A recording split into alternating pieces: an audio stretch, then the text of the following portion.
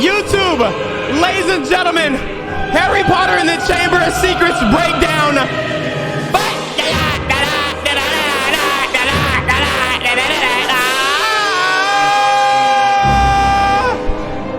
Yes, I do fully intend on watching every single episode of this. So, you know, you don't gotta click the video.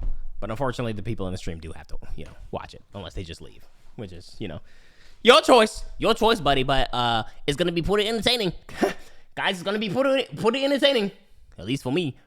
Welcome back to New Rockstars. I'm Eric Voss, and this is a breakdown of 2002's Harry Potter and the Chamber of Secrets, the second entry in our weekly Harry Potter rewatch series at New Rockstars. Throughout the holiday season, we are revisiting all 8 films of this series for Easter eggs, details you never spotted, connections to the book, and just some interesting behind-the-scenes facts that make this film series so timeless, as well as just a general re-examination of how it feels to look back at these films decades later to just reassess their complex cultural impact and to celebrate the artistry of the film, cast, and crew, and how these choices impact the evolution of the book series. Specifically, in this breakdown, we're going to talk about the power of choice. And in the coming week over on our Break Room channel, be sure to tune into our live Q&A with myself and Gina and a special guest as we take your questions and go behind the breakdown for Chamber of Secrets. Chamber of Secrets starts with a special Warner Brothers logo floating through the clouds, much like the flying car will be in a moment. This Warner Brothers is a shinier gold than the regular logo to match the Chamber of Secrets title card, and as in the first film, the normal Warner Brothers theme is replaced by the John Williams Harry Potter theme. John Williams!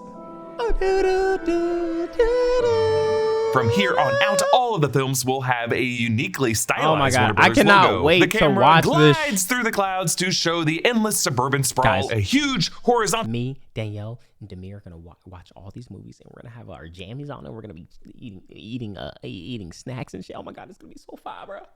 Contrast to the vertically oriented Hogwarts that will end this film in its final shot. In the book, Harry's life here in the summer is so dull that he almost wonders if his wizarding life was all a dream. And I love how right away in this opening shot of Harry, we see 2 black socks hanging from his drawer as this second-year Hogwarts student is laying out his school uniform for the upcoming academic term. But one of these socks will be the one that he gives up and hides in the diary to trick Lucius Malfoy into giving Dobby clothes, freeing that house elf. It's just great foreshadowing in the opening image here. Harry sits flipping through the photo album that Hagrid gave him at the end of the last film. At that time, Harry told Ron and Hermione that leaving school. I feel bad for Demir. Why, dude? That he has a father in his life and that he loves him very much and dearly, that he wants him to show his love and interest with him? Fuck is you talking about? Didn't mean he was going home, since he considered Hogwarts to be his new home. It's also why later, when they are flying to Hogwarts, Ron tells Harry, welcome home. Now, filming for Chamber of Secrets actually started the Monday after Sorcerer's Stone / Philosopher's Stone came out in theaters. The young cast really had no time to adjust to the newfound fame before being back in it. The Harry Potter franchise is almost anomalistic when it comes to its young actors growing up mostly well-adjusted, professional contributors to the arts, largely avoiding major career scandals. I suppose with the exception of Jamie Waylett's arrest in 2011 for writing, but there are actually a lot of reasons for these kids being all right. The differences between the professional acting standards in the UK versus in the US, and the legends of stage role models these kids were in the presence of. Like, these kids didn't aspire to be Hollywood big shots with fast cars and a lot of drugs. They were learning from Shakespearean trained craftsmen with healthy work-life balances. Like, you could even look into the acting styles of the UK versus the US, and British actors are less likely to embrace like fully method Stanislavski approaches and are like, you know what, my job is to be an actor. I hang my character on the coat hook on my way out of the set and then go home to my spouse and kids. They are professionals over there. But I also think that it helped that these kids. Then why the fuck they coming over here then? Why the fuck they coming over here and shooting in our movies and shit like that? So you talking about?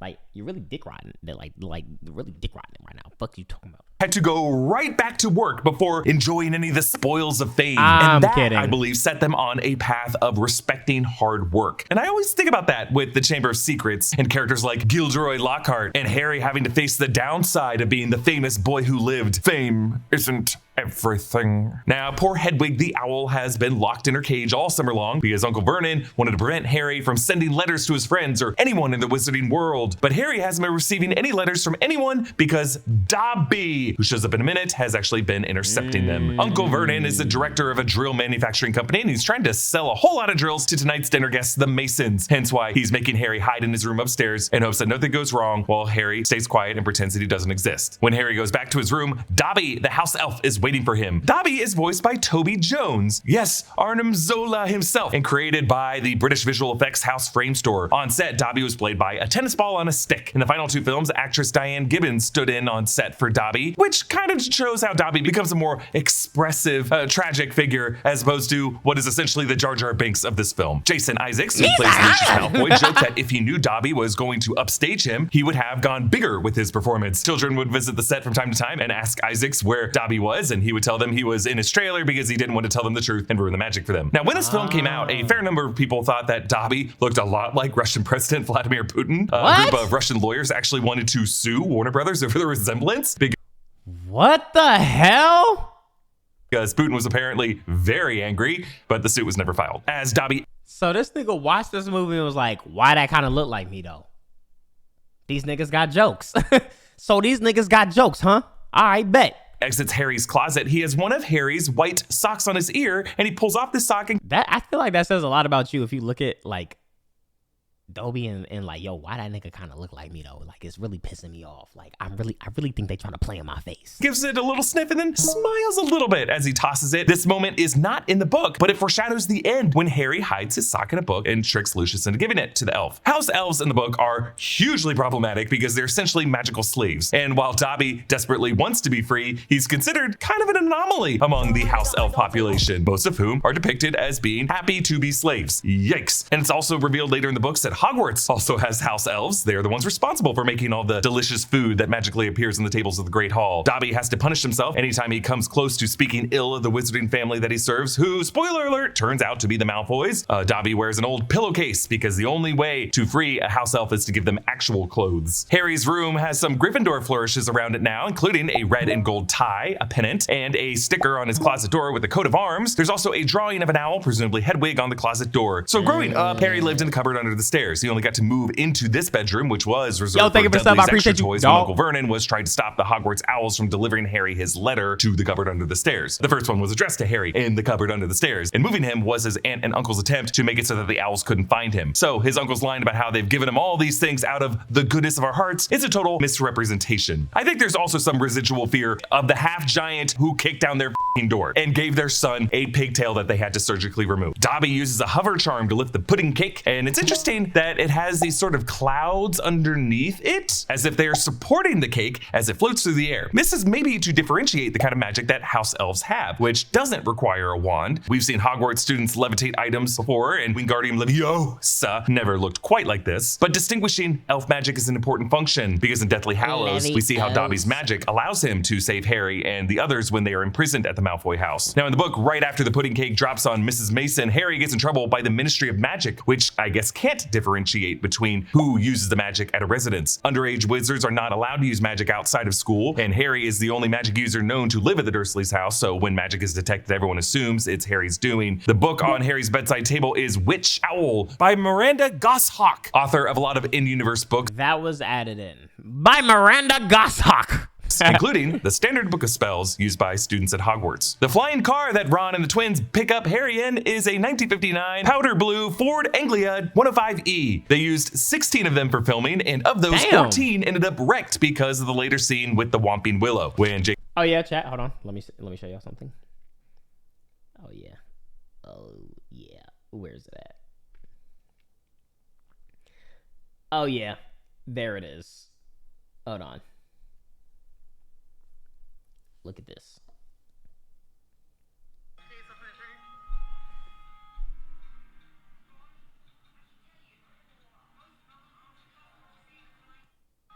Yeah, I saw the car in real life.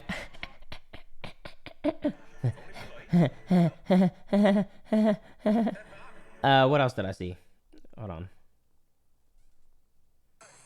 Or what else did I record? Oh my gosh. Chat, I seen the Patronus. Wait, hold on.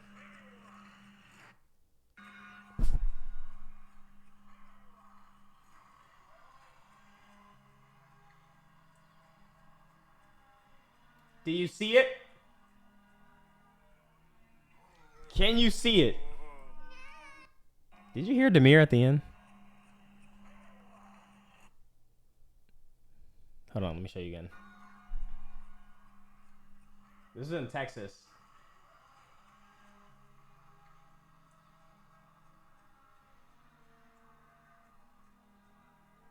And then Demir gets scared. No! Boy. J.K. Rowling was a teenager. Her friend apparently owned a blue Ford Anglia that she said rescued her from her boredom, just like the Weasleys rescued Harry. I see what you wishes did Harry there. a happy 12th birthday. This is just in keeping with something absolutely insane and magical happening to Harry on all of his birthdays, like, you know, last year when Hagrid busted down the door and told Harry that you're a wizard. The Ford flies them all the way back to the Weasleys' house. In the book, this house is called the Burrow, and they just keep magically adding chunks to it, which is why it's so lopsided and misshapen and nothing seems to match or go together. Harry has never been in an all-magic household before, so trilogy of all time.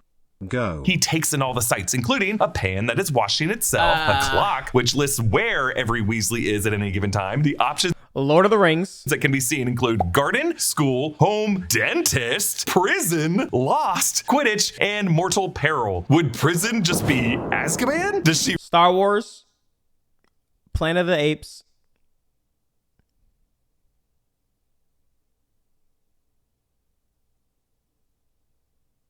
Rush Hour. Yeah, I'm saying Rush Hour. And I'm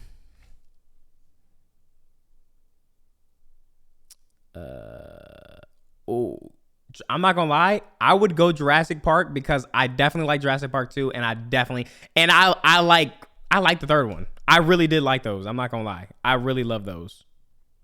You really have to worry about her not knowing if her kids have been convicted? And yes, as Harry watches, the hands for Fred, George, and Ron all move from Lost to home. If my name was under Lost, you could presume that I'm just watching The Constant, season 4 on Netflix over and over again. The fact that dentist is on this family clock is hilarious and weird to me. Do wizards have dentists? If so, why is Arthur Weasley so curious when he's talking to Hermione's parents? I think Arthur Weasley added this because he's just so obsessed with Muggle culture, and he just thinks that like dentist means hanging out with muggles. So Harry gets to see what it would have been like if he'd grown up in a completely magical wizarding family instead of with the Dursleys. Ron envies Harry for his fame, but Harry envies Ron for his just regular family home life in the wizarding world. Fame isn't everything. In the book, Harry spends a bit of time at the Weasleys and does things like interact with their house ghoul, practicing Quidditch, and helping the Weasleys de-gnome their garden. This sequence would have been absolutely hilarious to see, since it pretty much Toy Story trilogy. Well, Toy Story, don't that go up to like 5 movies or 4?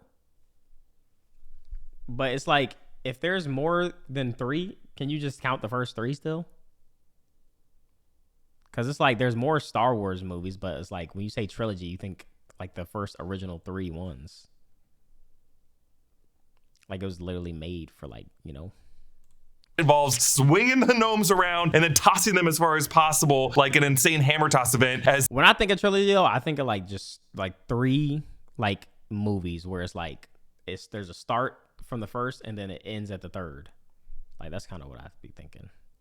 these gnomes grunt, "Get off me!" and then trudge in a line in defeat into the brush. Now, this effect of the knitting needles knitting in midair was actually created by having a crew member's mother who knitted while sitting for several hours and working on her actual knitting and then just removing her later in post. Arthur Weasley doesn't notice Harry. So for Star Wars, it would be like separate trilogies, technically.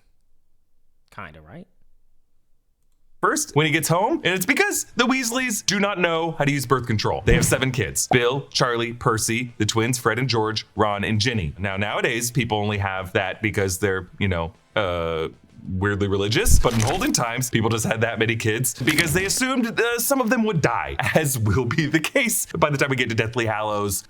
So sad. Now, Bill Weasley shows up in later films, but interestingly, Charlie Weasley never made it into any of the films other than in a photograph when they were on vacation to Egypt. Both of the two older brothers are already out of Hogwarts. Bill, the oldest, works as a curse breaker for Gringotts. Charlie works with dragons in Romania. Errol is the Weasley's extremely old owl. Since Mr. Weasley is essentially a government employee and they have 7 kids, they don't have a lot of money and can't afford a new owl. Ron's extremely sensitive about his family's lack of funds, which comes up many times throughout the series. Poor Errol can barely handle his deliveries anymore. There's a lot of owl injustice in this film. They head to Diagon Alley via the Flu Network. Ron wears the sweater with the R on it that his mom knitted for him last Christmas in the first film. Harry mushmouths it.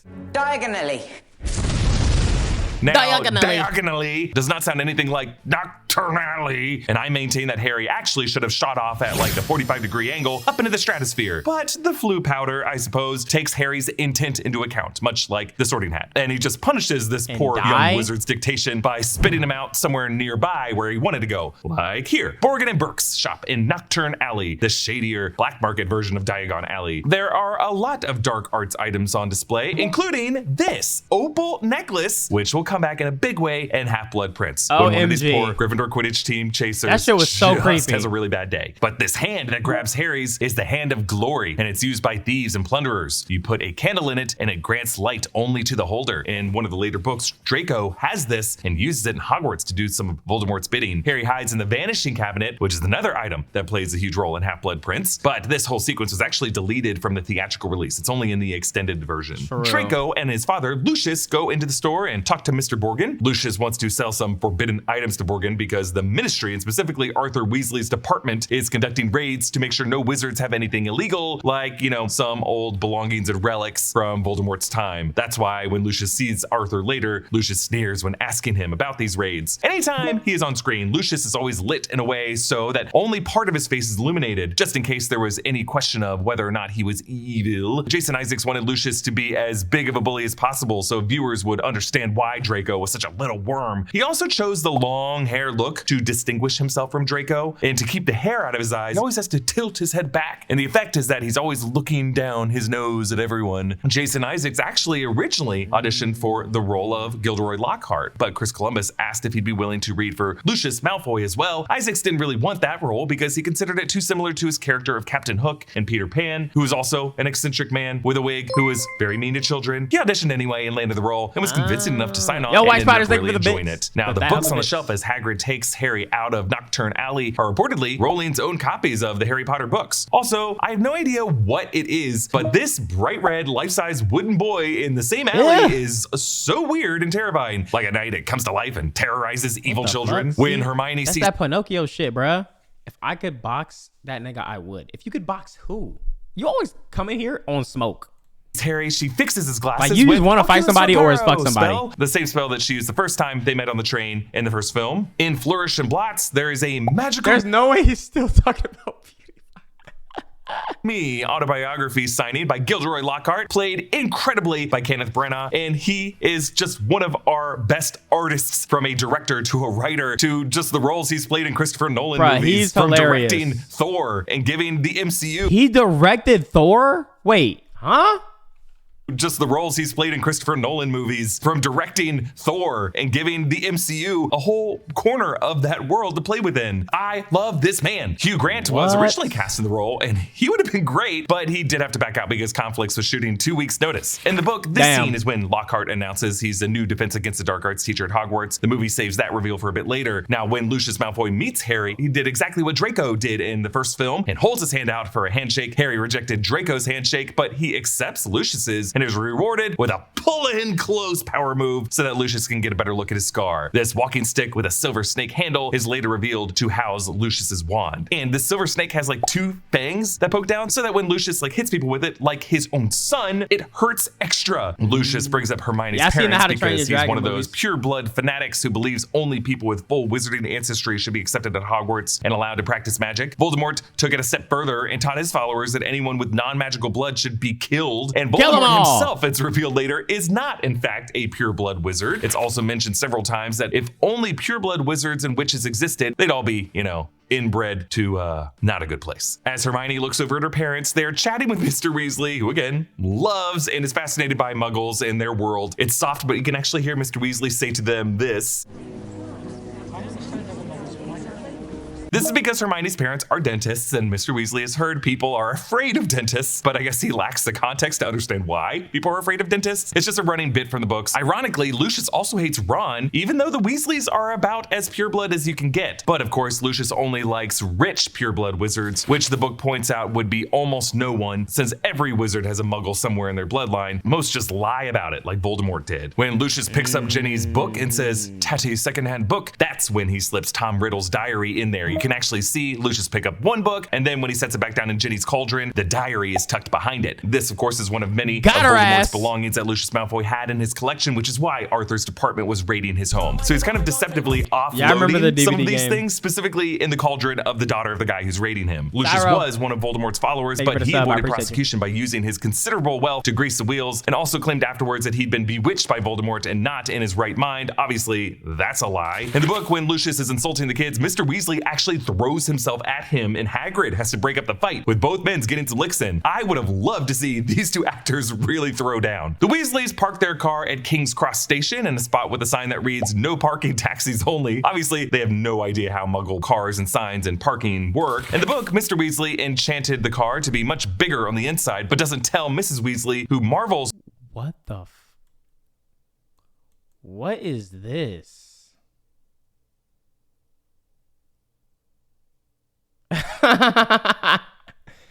What the fuck?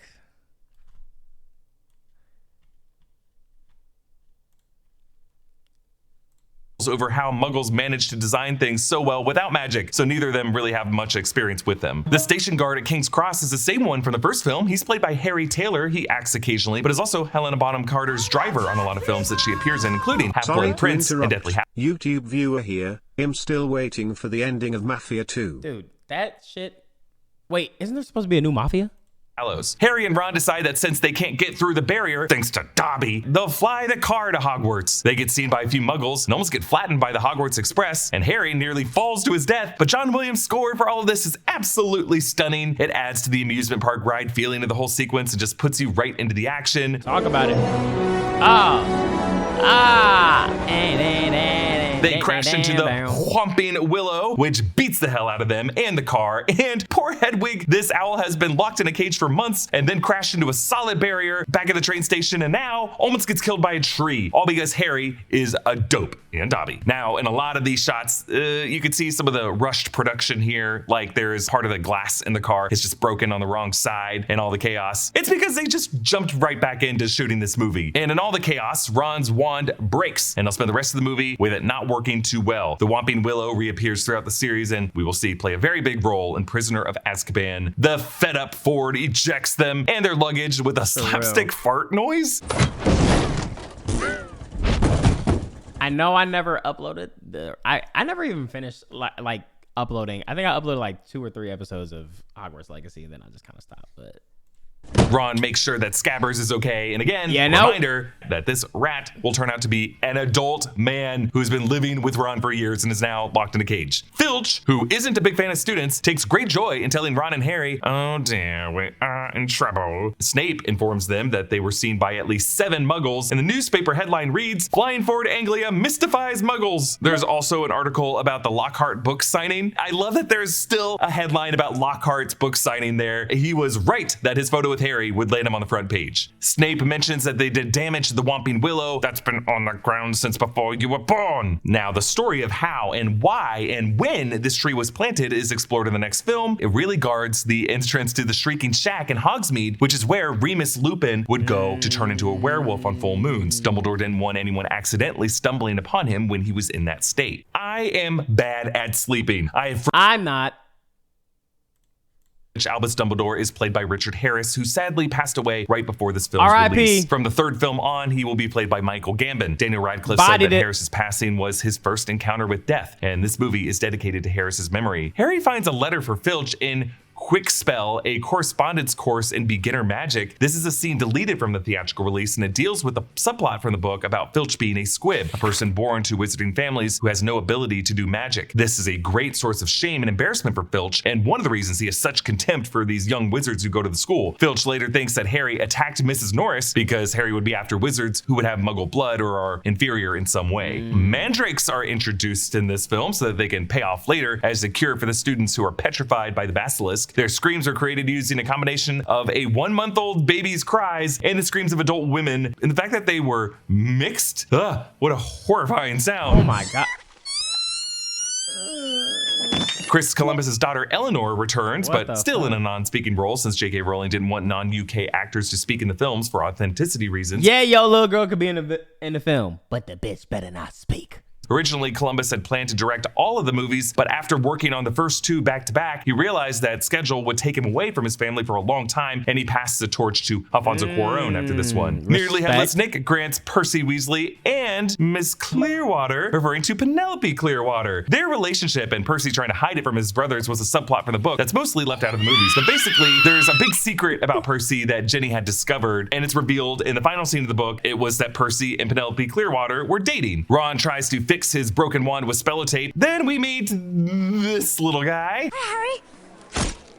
I'm Colin Creevy. Oh my God, that nigga was so annoying, Colin Creevy, who mentions that his dad is a muggle, is a huge fanboy of Harry Potter and follows him around taking photos, which both annoys Harry, who's trying to avoid looking like a fame seeker, and ends up being one of the reasons students think Harry is the one attacking people when Colin turns up petrified later. Now, Ron is now wearing second-year robes, which in this film are noticeably more faded and worn down compared to everyone else's robes, and that's because they'd probably be hand-me-downs from Fred and George, who, due to their goofing around with like firecrackers, probably scuffed up these robes something good. Errol shows up with a howler for Ron. That's a letter that screams at the recipient in the sender's voice. Now, if you don't open it quickly, it gets louder and louder until eventually the letter explodes open and screams at top volume. They're super embarrassing to get, and I can't imagine being in grade school getting one of these from your parents for everyone to hear. We find out later in the series that Voldemort put a curse on the Defense Against the Dark Arts teacher position at Hogwarts so that no one would last more than a year. Last year it was Professor Quirrell, and this year it is Gilderoy Lockhart. Lockhart is an inept wizard who actually stole the stories of glory from other wizards and witches and then erased their memories using Obliviate. Damn, other than dirty being dog. an insufferable egomaniac, Lockhart being unable to contain the Cornish pixies he released is the first hint that he's actually a fraud. Chris Columbus used the creatures from Gremlins, which he wrote the screenplay for, as an inspiration for the pixie design. The Slytherin Quidditch team is now accurate to the book in that all players are male. Malfoy is their newest seeker after his dad bought everyone on the team brand new Nimbus 2001 brooms. Malfoy calls Hermione Mudblood, the Wizarding World's version of a racial slur, meaning someone with dirty blood because their line is mixed with muggles, or they just have muggle parents in Hermione's case. Ron's spell backfires so that he ends up barfing up slugs. Apparently, in movie theaters during the scene, children actually start throwing up from a combination of the grossness of the fake slugs and just, I suppose, eating too much movie theater candy. But it could have been worse. In the books, Ron is barfing up dozens of tiny slugs every time he burps, which somehow seems more disgusting than just, one big one. Rupert Grint actually said that this fake slug tasted pretty good because it was coated with sweet candy slime. Harry hears the voice of the basilisk for the first time and finds Mrs. Norris the cat petrified, along with writing on the wall that reads, "The Chamber of Secrets has been opened. Enemies of the air beware." The basilisk was actually voiced by Jason Isaacs. He's an accomplished voiceover actor, and one day he was doing ADR for Lucius Malfoy, and he was messing around in the booth with different voices, and Chris Columbus asked him to put this skill to use for the film to voice the giant snake. Minerva McGonagall explains the lore behind the Chamber of Secrets, that soon after Hogwarts was founded by Godric Gryffindor, Helga Hufflepuff, Rowena Ravenclaw, and Salazar Slytherin, the elitist prick of the bunch, decided they should only teach magic to purebloods. The others disagreed, so Slytherin left the school, but legend says he left behind a hidden chamber. Only when his heir returned to the school could the chamber be opened to release the monster within and purge the school of wizards without pure blood. Now, in the book, it's there's so many directions like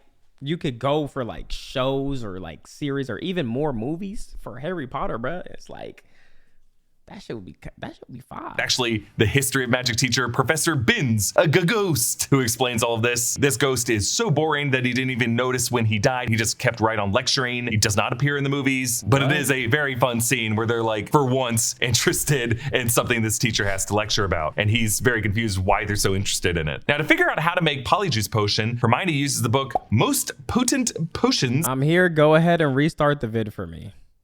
Yo, we're already halfway through. Holy shit. But yeah, we'll restart it. I got you, twin. Boy.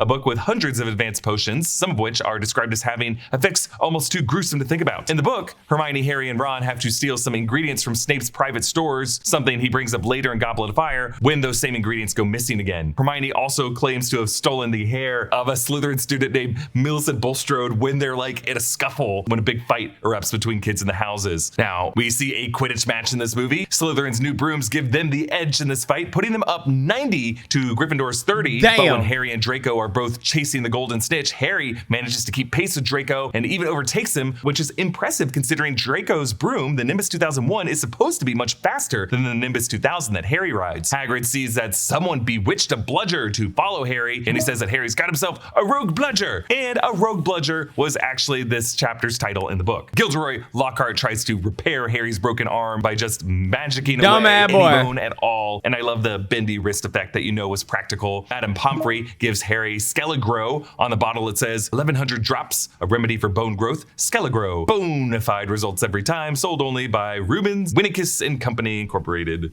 That night, Colin Creevey is the first human to be attacked. Full-size models of the actors were used for all the people who get petrified, and they look pretty good. Like, definitely kind of creepy Uncanny Valley, which is exactly how you'd expect a petrified child to look. Hermione brews the Polyjuice potion in the girls' bathroom that no one uses, and we meet another pesky new character in this film, Moaning Oh my Myrtle. gosh, she was She's annoying. played by Shirley Henderson, who, despite playing a student, was 37 at the time of filming, which becomes pretty weird in Goblet of Fire, where she's watching Harry bathe and mentions having watched Cedric bathe. But, you know, since Myrtle is a ghost and she can't age throughout the films like the others do, they had to go with just a young-looking adult actor who wouldn't age. As a kid, definitely would have aged film to film. Snape and Lockhart teach his students to duel. John Williams composed this more dramatic form of Lockhart's theme for the dueling. It was influenced by an old-fashioned tango to emphasize the character's slightly exaggerated and inflated posture. The duel itself has greetings and stances based on fencing, just with wands in place of the foils. The raised stage that they fight on shows the phases of the moon. Before the duel starts, Justin Finch Fletchley introduced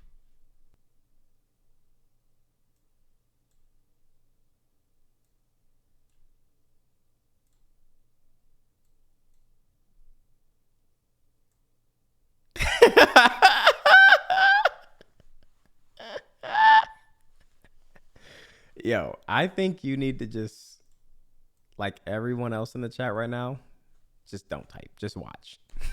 Don't type, just vibe, get some food, bro, and just watch, okay? Just watch, dude. Introduces himself to Harry and mentions that he's Muggle-born. This is a kid who will later think that Harry bewitched a snake to attack him. Snape uses the Expelliarmus spell against Lockhart. That is a spell that Harry himself favors so much that he will eventually use it against Voldemort and become known for it among Voldemort's followers. Lockhart doesn't even seem to try to get a spell out against Snape or to block the spell. Just more evidence of how completely useless this wizard is. Next, Malfoy conjures a snake, and Harry speaks to the snake in Parseltongue.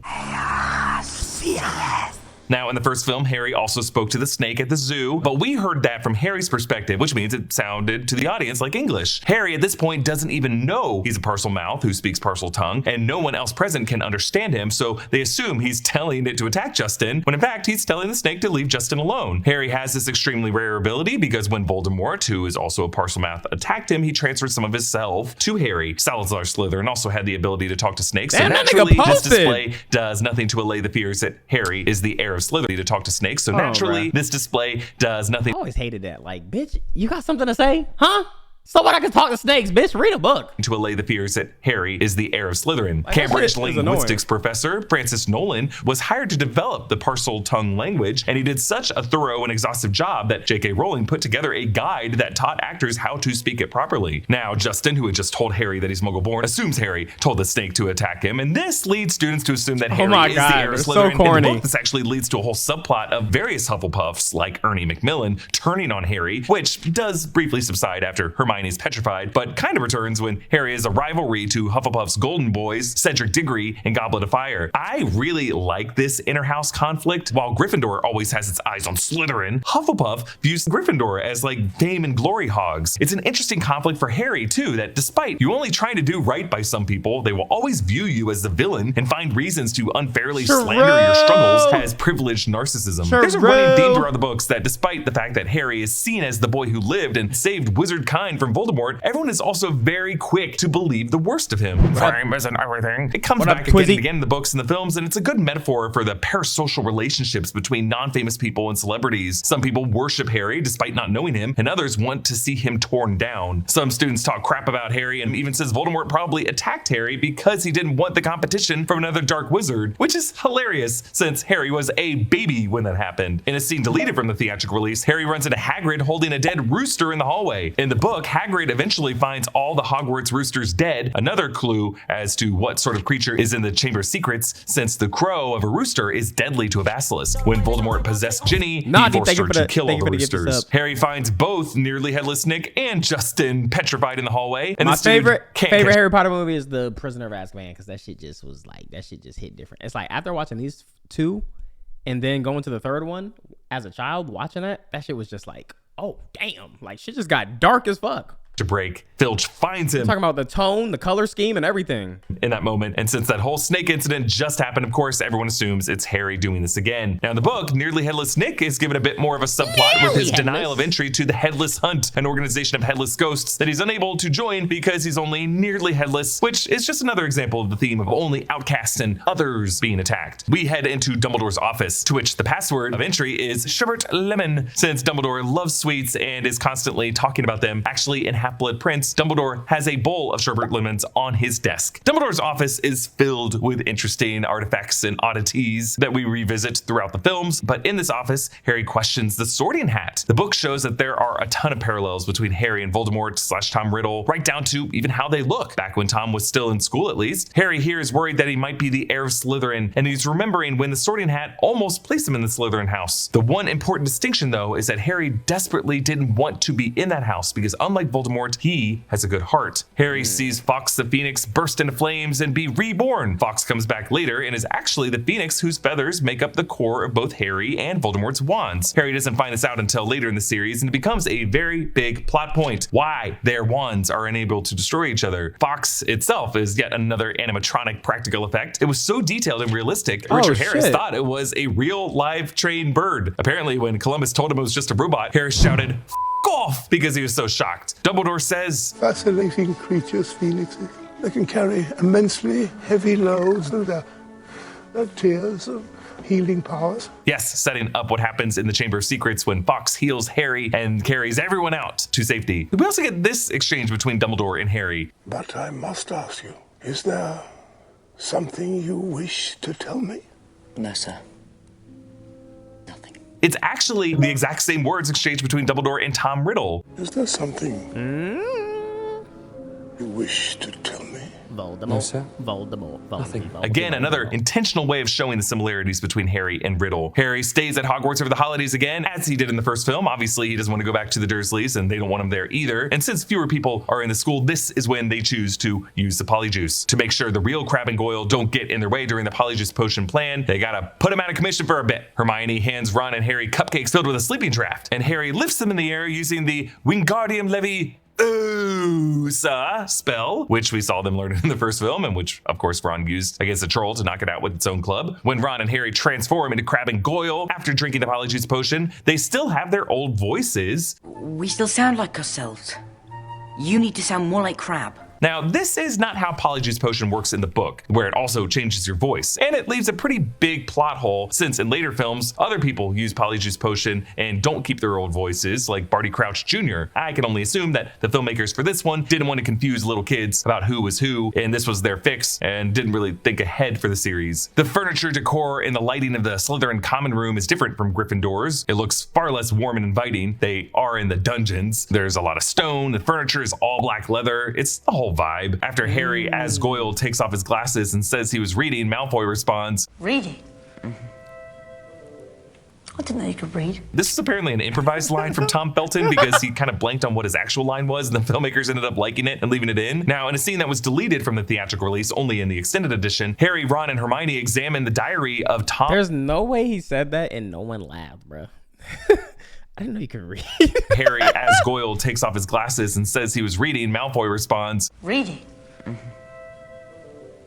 I didn't know you could read. This is apparently an improvised line from Tom Felton because he kind of blanked on what his actual line was, and the filmmakers ended up liking it and leaving it in. Now, in a scene that was deleted from the theatrical release, only in the extended edition, Harry, Ron, and Hermione examine the diary of Tom Marvolo Riddle, and Ron, having polished all the trophies in the trophy room as part of his detention, remembers seeing that name on a trophy for special services to the school. And we actually saw part of that trophy, minus the name, in the first film in the trophy case, so it's just a cool Easter egg that came back. In the diary flashback, Tom Riddle wears a prefect's badge since he was, by all accounts, an exemplary student who all the teachers loved except Dumbledore, who never fully trusted him. It's revealed later that the dead person they are carting out is Moaning Myrtle, who J.K. Rowling confirmed was in the Ravenclaw house. Dumbledore was still just a professor at the time, working under the Hogwarts headmaster Armando Dippet. Harry recognizes the look of panic in Riddle's eyes at the idea of Hogwarts shutting down because it's a panic he too feels at the prospect of having to go back to the Dursleys. It's one of several reasons why Harry trusts Riddle initially. Young Hagrid is played by Robbie Coltrane's tall body double in all the films, Martin Bayfield. His voice was dubbed by Coltrane though. We get the backstory of why Hagrid was expelled. Riddle convinced everyone it was Hagrid's pet giant spider that killed Myrtle, Aragog. Again, Dumbledore never fully believed the story, which is why he let Hagrid stay on as groundskeeper, but his wand was snapped in two. He kept the pieces inside his pink umbrella and uses it to do magic still from time to time, despite the fact that he's not supposed to. Harry is real quick to believe the worst of his friend Hagrid, especially after Hagrid just went to bat for him with Dumbledore. But again, he sees a lot of himself in Tom Riddle and is being manipulated by one of the best. Still, Ron has good instincts about it. We don't even know this Tom Riddle. He sounds like a dirty, rotten snitch to me. Hermione, ever the logical one, says that Hagrid's their friend and they should just ask him about it. But only after she gets petrified do the boys decide to take her advice. The person who ransacks Harry's stuff looking for the diary turns out to be Ginny Weasley. She thought it was just an ordinary diary, so she started out writing stuff in there about Harry and her crush on him. When Riddle started communicating with her via the diary, she wrote even more stuff, so she's terrified of Harry figuring out how the diary works and learning about her crush and all the stuff she's been confessing. We meet Cornelius Fudge, the Minister of Magic, who's always asking Dumbledore for his advice and expertise on various topics. He's there to take Hagrid to Azkaban, the magical prison in the middle of the sea, guarded by Dementors, the dark creatures who feed on happiness and can suck the soul right out of a person's body. Given that Azkaban is supposed to be one of the most horrible places on Earth, gotta say Hagrid is pretty chill about it. Lucius Malfoy shows up as one of the governors of the school to tell Dumbledore he's been suspended as headmaster, and Dumbledore shows he clearly knows that Harry and Ron are right there underneath the invisibility cloak. You will find that help will always be given at Hogwarts to those who ask for it. That look creeps me out every time I watch this scene. Hagrid, much less subtly, signals to the boys that they should follow the spiders that they've seen skittering away from the castle. A bit of advice that almost gets them killed by Aragog's offspring in the Dark Forest. Aragog is a very cool practical effect. They built a massive mechanical spider that took more than 15 people to operate. The hairs on his face and body were each individually hand-inserted and were a mixture of different materials, including coconut fibers and broom bristles. The animatronic had a leg span of over 18 feet. Now, Rupert Grint, like Ron, actually is afraid of spiders in real life and claims he wasn't doing much acting during these scenes because he was legitimately freaked out by the robot spider. He has a hard time even watching that scene in the film. Ron tries to warn Harry about the spiders. What? This is an homage to a similar moment in Chris Columbus's Home Alone 2. Harry, shut up. I want to enjoy this. Ron asks Harry if he knows any spells that can help them, and Harry says one. He uses the Aranya Wait, would Home Alone be a trilogy? Home Alone 1, Home Alone 2, Home Alone 3. Wait, wasn't there a Home Alone 4? And plus, Home Alone 3 was like a whole different kid, bruh. Zume spell that he only knew because he saw Tom Riddle use it against Aragog earlier in the diary flashback. The spell manages to take out only a few of the spiders, and Harry and Ron are rescued by the battered Ford Anglia. Oh wait, no, there was 5 because there was like a really bad one that came out at the last second. The fact that this Ford just becomes wild and I remember we watched the trailer for it. And lives in the forest is like one of my favorite loose threads in these books. They realized that Hermione had figured it all out, that it is a basilisk in the Chamber of Secrets. Harry could hear it and understand it because it is a type of snake. Spiders flee before it. It can live for hundreds of years. It's been getting around through the pipes, and its gaze turns people into stone. Harry figures out the rest, that everyone was only petrified and not killed because of special circumstances. Mrs. Norris, the cat, saw the basilisk in the reflection of the water on the ground. Colin Creevey saw it through his camera lens. Justin Finch Fletchley saw it through nearly headless Nick the ghost. Hermione saw its reflection in the mirror. Harry also realizes that the victim 50 years ago was Moaning Myrtle. Ginny gets taken into the chamber by the monster, and Snape and the other teachers call out Lockhart, who's been bragging about how he knows exactly where the entrance is. Harry and Ron catch him as he's trying to flee Hogwarts like a thief in the night. He's packing up all of his stuff, including a wig that he has on his desk. I also like the detail that some of the portraits of himself have also just fled the frames. Lockhart reveals that he never really did all the stuff he claimed in his books. He stole other wizard stories of heroism and then wiped their memories using the Obliviate memory charm. He later tries this on Harry with Ron's broken wand, which was what causes it to backfire. Harry uses his Parseltongue to open the entrance to the Chamber of Secrets, which is in Myrtle's bathroom. Now, there aren't any subtitles here, but according to the book, the words he says are just open up. Isn't this video a big ass spoiler? So you realize that 37 minutes into the video, it's literally a breakdown of the entire movie. They slide down the pipes where there are bones of animals that the basilisk has been feeding off for years scattered about, along with a giant snake skin. He's like, wait, hold on. Isn't this a spoiler, dude? Like, I'm kind of understanding the whole movie without having watching it. Lockhart steals Ron's crappy wand, but the Obliviate spell rebounds, causing a cave-in and a total loss of Lockhart's memories. Harry gets separated from Ron and Lockhart, and just like at the climax of the previous film, he has to proceed by himself. Inside the chamber, the stone face of Salazar Slytherin is flanked by rows of stone snakes. Tom Riddle, in the mostly flesh, reveals that he's been manipulating Ginny and that he's actually Voldemort. Voldemort is my past. Tom Marvolo Riddle. I am Lord Voldemort.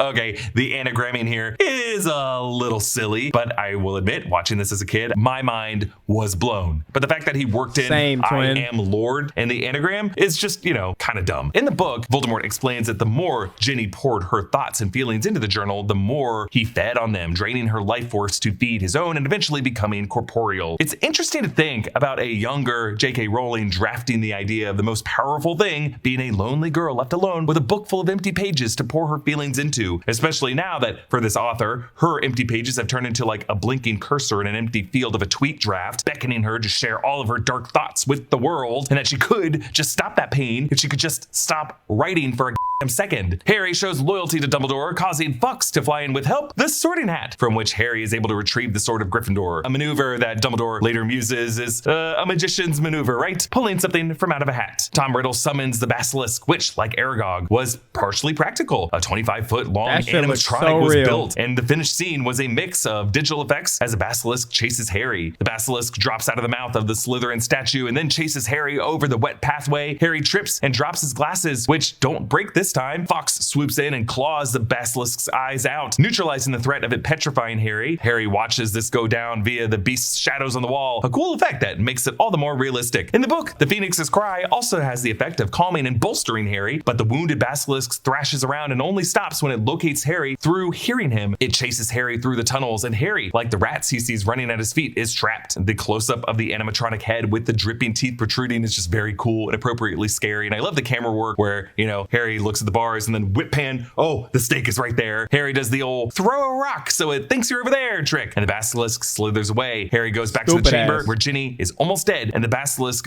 bursts out of the water like freaking Jaws. Harry grabs the sword and climbs up to the statue to gain the high ground, and the final moment of the battle, Harry grabs the sword right as it's about to slide off and plunges it up through the basilisk's open mouth as he moves to strike. The basilisk gives a few thrashes before falling over, dead. The chaotic and exciting fight score gives way to a mix of Harry's theme as he walks wounded by venomous fang. With his strength failing him, Harry uses the fang to stab the diary, which bleeds ink forth from its pages. It looks so cool, and I love he does one side of the page, the other side of the page, closes it hamburger style, and skewers the whole damn thing. Riddle is destroyed, and Ginny is restored to health. In later films, it's revealed that this diary is one of the Horcruxes that had actually contained a part of Voldemort's soul. And it is also a very big deal that basilisk venom is one of the things that can destroy a Horcrux, and that Gryffindor's sword had grazed some of that venom, absorbing that venom to make itself stronger. Fawkes' tears heal Harry's wound, like the water from the Holy Grail in Indiana Jones and the Last Crusade. John Williams' score even sounds similar to that moment in Last Crusade.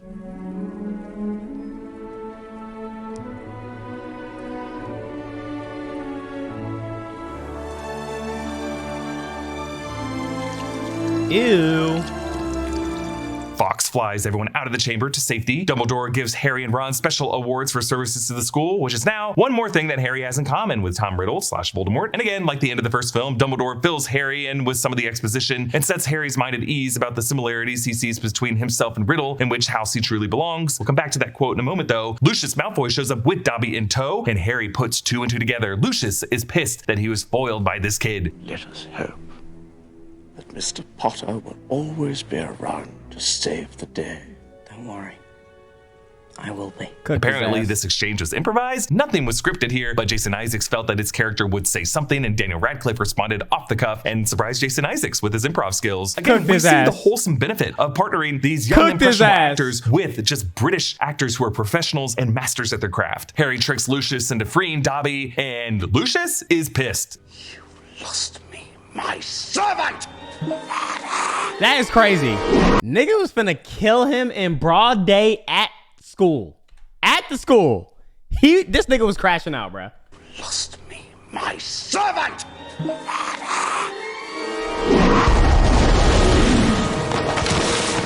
Aha, he said Ava, which is gonna be Avada Kedavra. Thank God elves have very powerful magic of their own, and it doesn't require wands, but since they're usually relegated to being slaves and servants, they don't have to use this type of magic much. But yeah, Lucius was about to use the highly illegal Avada Kedavra killing curse on a 12-year-old student in a school. Now, this is new for the film. In the book, it just says that Lucius Malfoy lunges at Harry, and in the script, it apparently just said that Lucius tried to curse Harry, but Jason Isaacs opened Goblet of Fire and picked a spell to say, and it just happened to be that one. And yeah, it is pretty insane that he was so chill about child murder, especially with Dumbledore like 50 feet away in his office. Harry asks Dobby to promise him not to try to save his life again. Dobby gives him a little smile, and in hindsight, this moment is bittersweet, given that Dobby actually does die after he saves Harry's life in Deathly Hallows. Dobby hangs onto and cherishes Harry's sock that freed him for the rest of his life. Off screen, the mandrakes get chopped up and stewed and given to everyone petrified to revive them. It's finally me and you and me, just us and your friend Steve.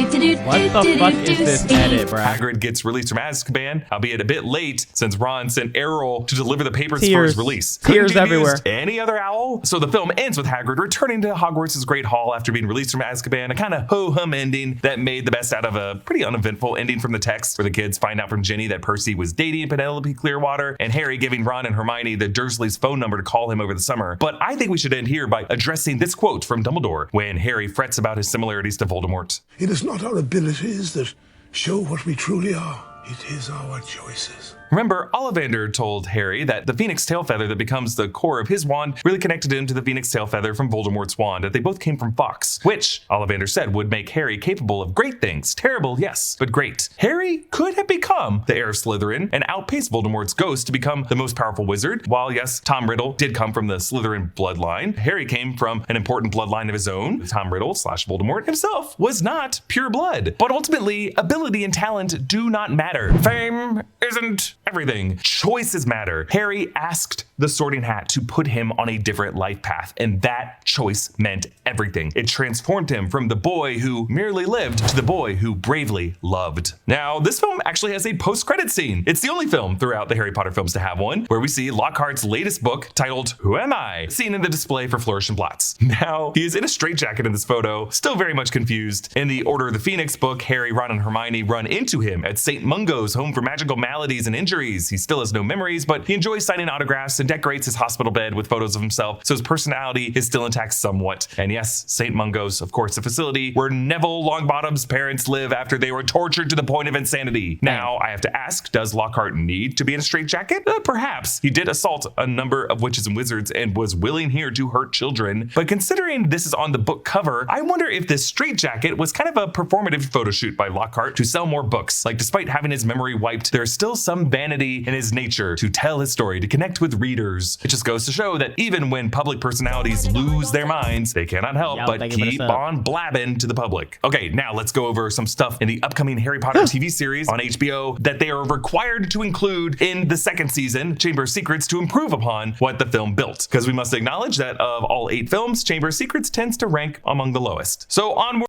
To who? Boy, To our Room of Requirement, season 2 of the Harry Potter series. Like the movie, I think it'd be very cool if this TV series uses a mix of practical and digital effects. The practical effects and animatronics were always charming, and an over-reliance on purely digital effects just won't hit the same way that these early films did. Next, they're required to include the denoming sequence at the Burrow. That's a deal breaker. It's so good. They need to put it in there. Next, they need to cast an actual teenager as Myrtle, so it would be just less weird when she later has a huge crush on Harry. Just shoot the season 4 bathroom scenes when you shoot the season 2 scenes with her. All right, next niggas ain't even know about that until like now.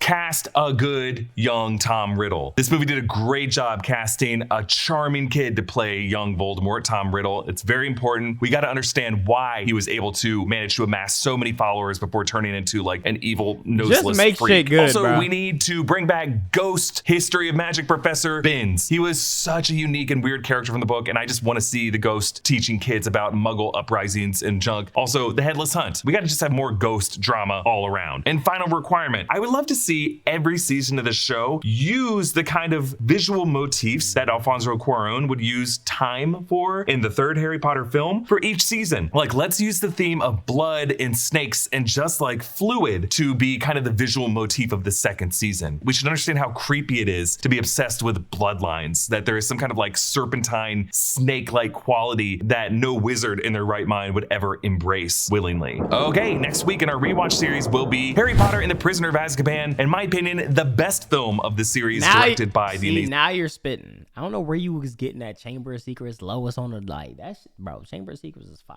bro. Alfonso Cuarón. A huge thanks to Gina Ippolito for researching and writing this breakdown. Comment down below with your thoughts. Follow me at EA Voss. Subscribe to all 3 channels on the New Rockstars Network for breakdowns and news coverage of everything you love. Thanks for watching. Mischief managed. I can't wait. I can't wait. I've been loving these videos, dude. I've been absolutely loving these videos, and now I just need to really watch. Certainly need to watch these movies, bro.